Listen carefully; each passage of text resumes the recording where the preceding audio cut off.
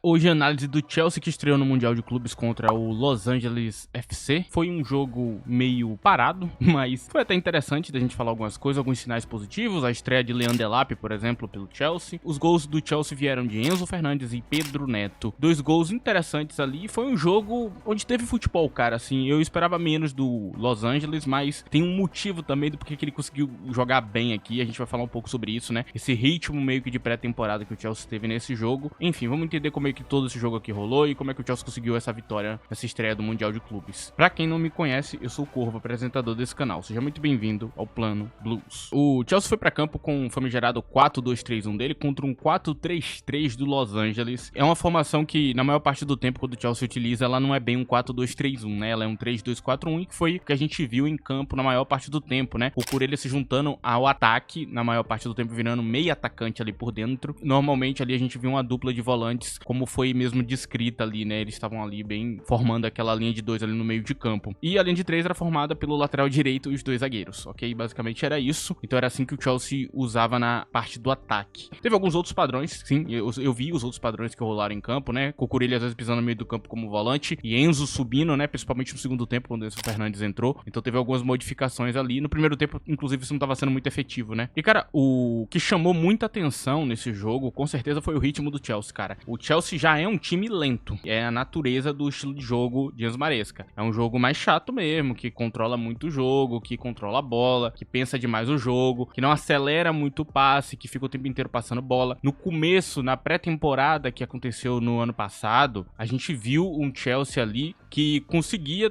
manter ali a posse da bola e acelerar um pouco, só que isso foi mudando. Quando chegou no fim dessa temporada, cara, esse Chelsea, ele é lento mesmo, ok? Ele não é um clube que fica acelerando toda hora, ele é um clube que pensa demais o jogo. E isso deu margem ali pro Los Angeles conseguir jogar o jogo, até porque a gente tá num clima quase de pré-temporada pro Chelsea. Então, os jogadores estavam no ritmo abaixo. Então, juntando as duas coisas, o Chelsea já ser um time lento, que pensa demais o jogo, e com ritmo abaixo, fez com que se equiparasse um pouco ao ritmo da MLS, né, que é a Liga do Los Angeles, que acabou ali entrando em um nível ali interessante, né? Aí o jogo ficou um pouco mais balanceado ali do que seria num jogo normal. Se isso aqui fosse uma partida, por exemplo, de Champions League, de Europa League, provavelmente o ritmo do Chelsea seria outro completamente diferente. Tá nesse climinha de pré-temporada mesmo, cara, não tem o que falar. Tirando algumas raras exceções ali, né, como a gente viu hoje, tá difícil de dizer que isso aqui não é meio que uma pré-temporada pra alguns desses jogadores. No caso do Los Angeles, não tem o que deixar pra trás, então eles tentaram fazer o melhor jogo que eles conseguiram. Não veio pra campo o Giroud no primeiro tempo, o que me surpreendeu um pouco, né, eu achei que eles iam querer abrir essa coisa da lei do ex. Não sei como é que ele tá na MLS, porque eu não acompanho, ok, mas é um jogador que sempre foi muito bom, né, até mesmo quando ele tava pra sair do Milan, ele ainda tava jogando minimamente bem. O Milan sentiu falta dele no início, né, até contratar um 9 de verdade, sentiu bastante falta de Giroud. Então eu esperava um Los Angeles, talvez com ele em campo,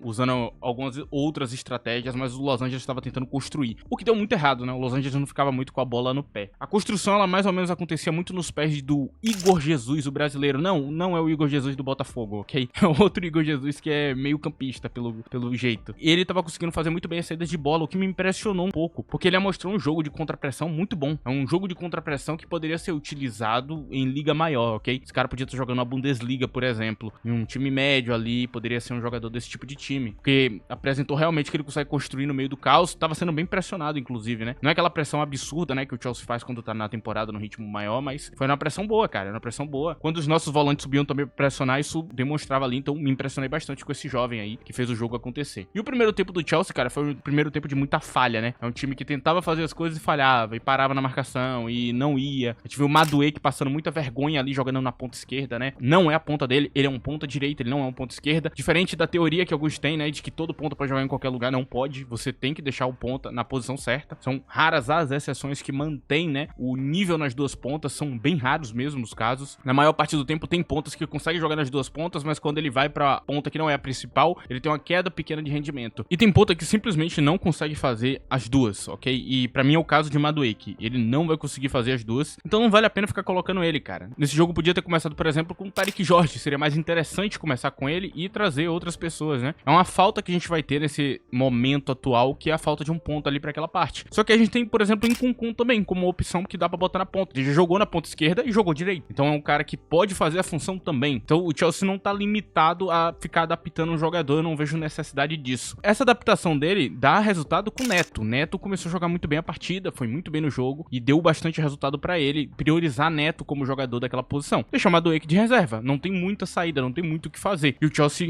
nesse momento, você percebe que ele tem que ir ao mercado e ir atrás de um ponto esquerdo de ofício, né? Pelo menos ter nível pra poder jogar a liga ou até mesmo conseguir ser titular absoluto ali do time em qualquer cenário, ser a opção principal pro futuro. Então ele precisa muito ir atrás de um ponto esquerda, cara. Porque nesse jogo ficou muito claro a falta desse tipo de jogador que deu bastante resultado, né? No final das contas, não ter ele ali. Porque, cara, Madueke não conseguia fazer nada, cara. Não conseguia chutar, não conseguia finalizar, não conseguia fazer tabela, não conseguia fazer nada. Ele não conseguia ganhar duelo, ele simplesmente estava anulado pela própria ideia do jogo. E aí a gente vê um jogo rolando muito do lado de Neto. É claro, o Neto tava produzindo bastante o jogo e ali a gente teve algumas chances interessantes. Muito também com o Palmer virando muito mais à direita, né? Inclusive, eu acho que no mapa de calor dele isso fica muito claro, né? O Palmer jogou bastante à direita do campo. Ele realmente produziu muitas jogadas por ali. A gente tinha uma conversação muito legal por ali. Junto de Jackson também, que tava ajudando nessa transição de jogo. E aí os lances de perigo foram acontecendo. Não foram muitos. Quando você olha pra parte estatística, por exemplo, a gente tem um Chelsea com 65% de posse de bola, 2 grandes chances contra 1 grande chance do LA, ok? Então, a gente vê que o jogo foi dominado pelo Chelsea, ele controla as ações do jogo, mas ele não cria aquelas chances de perigo com consistência e principalmente o adversário consegue criar em cima dele, principalmente no segundo tempo, cara, onde eles conseguiam realmente criar lances de perigo ali, talvez eles chegaram até perto do gol, mas também não foi grande coisa, cara. A sensação geral é um jogo de pré-temporada pra ambas as partes, ok? Não vou mentir isso aqui, mas é clube de MLS. Esse é o ritmo, né? Essa é a diferença de ritmo que o pessoal sempre fala. Tem gente que não acredita, mas aí quando você vê um clube de MLS jogando contra um clube de Brasileirão, jogando contra um clube europeu, você consegue perceber claramente que tem uma diferença muito grande de ritmo. É muito importante, inclusive, perceber isso. E uma coisa que talvez tenha me estressado bastante foi a saída de bola hoje. Eu não gostei muito da saída de bola do Chelsea. Eu achei ela muito fraca. Uma saída de bola onde a bola não circulava tão bem, faltava aquele passe decisivo, faltou um pouco quem tava no banco, né? Tá em campo, e os zagueiros produzirem mais passe. Toda vez que a gente vai jogar sem Chalobah na parte de trás, não tem a bola indo pra frente com muita qualidade, cara. Eu vi até Coyle fazendo alguns passes difíceis, que são passes que a ideia em si do passe é boa, ela é muito boa, porque se ele consegue alongar aquela bola no nível que ele tava querendo, ele consegue acionar o cara lá na frente, com a linha de marcação aberta e tudo mais, seria um passe brilhante, mas ele não conseguiu, e aí ele entrega a bola no pé do adversário, que gera um contra-ataque letal, por exemplo. Então a gente tem uma linha de zaga e uma linha de volantes que não conseguiu acelerar o passe em cima do Los Angeles da MLS. E aqui a gente tem um problema. No jogo contra o Flamengo, a gente tem que subir o ritmo. No jogo contra o Flamengo, a gente não pode ter uma saída de bola tão ruim, porque Felipe Luiz vai aproveitar tudo isso, cara. Não dá pra ter uma saída de bola tão fraca, cara. Hoje a saída de bola foi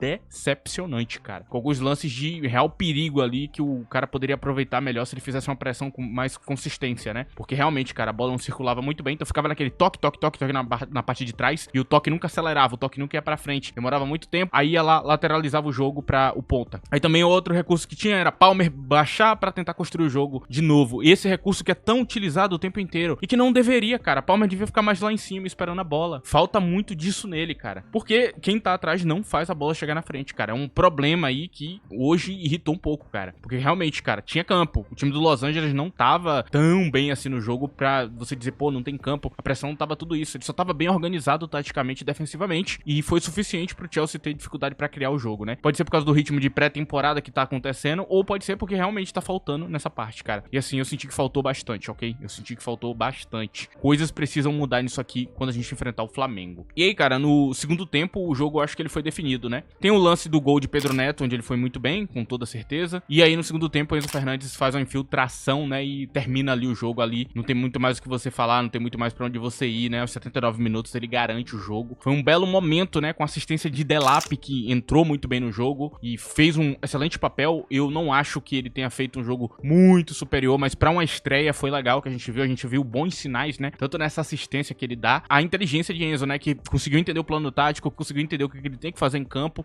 e finalmente ele vem entregando esse futebol mais ofensivo. Ele tá cada vez mais subindo de nível nessa parte, né? Nessa parte de você chegar à frente do gol, você saber o momento certo de penetrar a área, e com o Palmer que baixa, o Enzo sobe. Enfim, cara, eu acho que eu não vou falar mais nada sobre o jogo em si, e eu acho que acabou aqui o primeiro e segundo tempo, o jogo foi definido nisso aí. Foi um joguinho meio chato. Novamente eu uso essa palavra aqui pro Mundial de Clubes. E agora a gente vai entender quem jogou bem, quem jogou mal. Antes vou pedir pra você que não esqueça de deixar o like nesse vídeo, é muito importante. Se possível, também use a opção de hype. Tem na aba de comentários se você tiver no smartphone. Tu passa pro lado e me dá um hype gratuito e ajuda esse vídeo a chegar em mais pessoas. E também, se você quiser ter um contato maior comigo, ver eu comentando futebol, inclusive comentei esse jogo lá no meu Twitter, @ddcorvo, né? Tá aí na tela. Lá eu comento futebol diariamente, notícias de mercado, tudo sobre futebol, você vai ver lá e até algumas outras besteiras. Enfim, vamos seguir aqui em frente. Talvez eu seja um pouco mais breve aqui, que jogou mal e que jogou bem. Vou começar pelo time do Los Angeles, ok? Eu acho que eu gostei bastante da partida do brasileiro, Igor Jesus. Gostei mesmo da partida dele. Gostei da partida do Timothy Tillman, que dizem que é irmão do Tillman que joga lá na Eredivisie, né? Um jogador que também, pra mim, ele foi muito bem, né? Eu gostei da partida dele. De resto, cara, eu não sinto que eu vi ninguém jogando muito bem. Que jogou mal no time do Los Angeles. Eu não gostei de ninguém do ataque, pra ser bastante sincero. Eu acho que deu uma melhoradinha quando o Giroud entrou, mas o ataque em si foi muito inefetivo. E, evidentemente, eu tenho que falar do Ryan Gosling, ou Rolling Shield, né?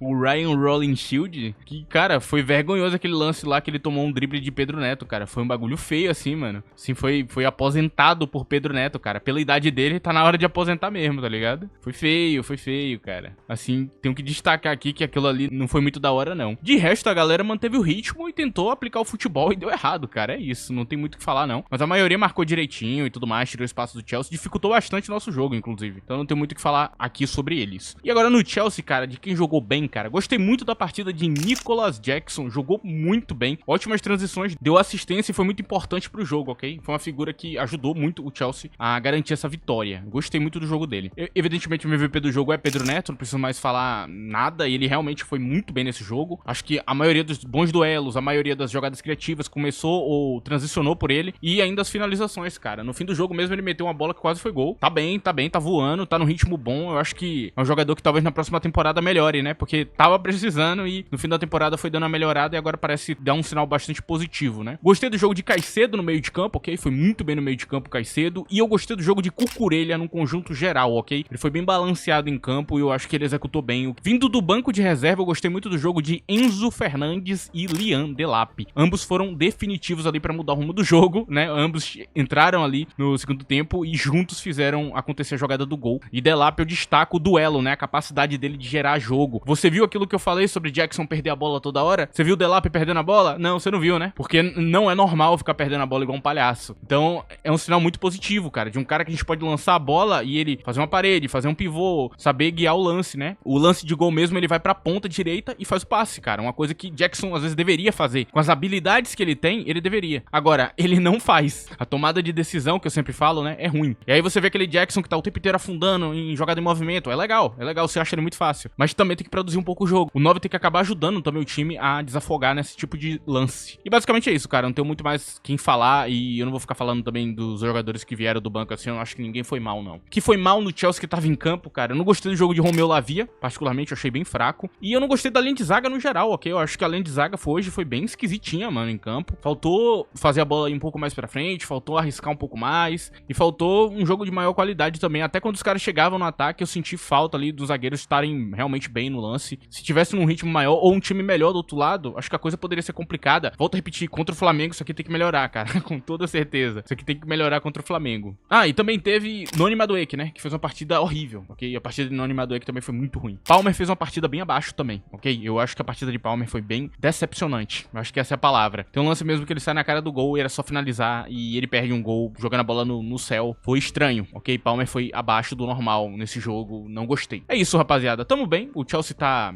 jogando em marcha 1 e ganhando. Tá tudo bem, então. Mas volto a repetir, contra o Flamengo, isso aqui tem que estar um pouquinho melhor. Particularmente, cara, eu espero que o Enzo Maresca pare de adaptar Madueke na ponta, ok? É só isso mesmo que eu quero. Por favor, pare. Deixa ele no banco, então, se você não vai botar ele na ponta certa. Deixa no banco que tá melhor. Enfim, acho que é isso. Esse é o vídeo. Espero que vocês tenham gostado. Não esqueçam do like. E se quiser ficar à vontade pra ajudar de qualquer outra forma, pode ficar, ok? É isso. Agradeço a presença de todos. Agradeço a todo mundo que me escutou até aqui. Tchau.